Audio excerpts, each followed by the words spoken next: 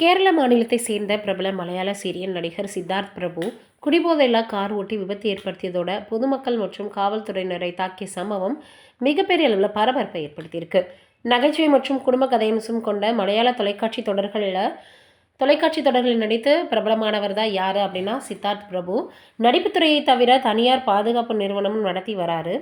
இந்த நிலையில நேற்று இரவு தனது காரில் கேட்டயத்தை நோக்கி சென்று கொண்டிருந்த பொழுது திடீரென தன்னுடைய கார் கட்டுப்பாட்டை இழந்து சாலையோரம் நடந்து சென்ற லாட்டரி விற்பனையாளர் ஒருவரின் மீது மோதியிருக்கு. இந்த விபத்தில் அந்த நபர் தூக்கி வீசப்பட்டு படுகாயம் அடைந்தார். விபத்து நடந்ததும் அங்கு ஏராளமான பொதுமக்கள் திரண்டிருக்காங்க.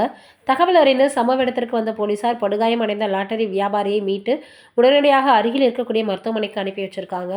இதுக்கிடையில விபத்து குறித்து நடிகர் சித்தார்த் பிரபுவிடம் பொதுமக்கள் சிலர் கேள்வி எழுப்பியிருக்காங்க. அப்போது நடிகர் குடிபோதையில் இருந்தது தெரிய வந்ததாக சொல்லப்படுது.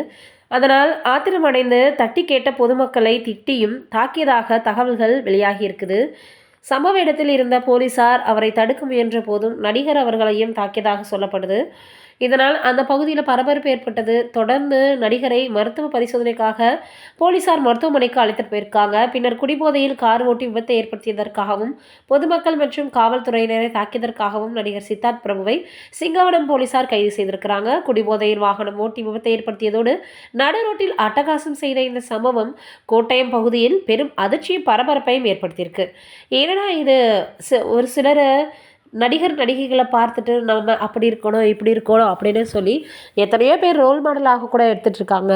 இப்படி இருக்கக்கூடிய காலகட்டங்களில் இந்த மாதிரியெல்லாம் செஞ்சால் நிச்சயமாக அது சமூகத்தில் மிகப்பெரிய அளவில் சீர்கேட்டை ஏற்படுத்தும் அப்படின்னு எல்லோருமே சொல்லி வந்துட்டுருக்காங்க.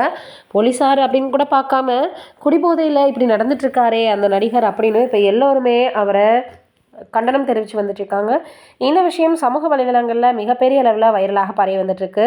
யாராக இருந்தாலும் கொஞ்சம் நிதானம் வேணும் அப்படின்னு தான். குடித்தவங்க எதற்காக காரை ஓட்டணும் அப்படின்னு தான் இப்போ எல்லோருமே கேள்வி எழுப்பி வந்துட்டுருக்காங்க.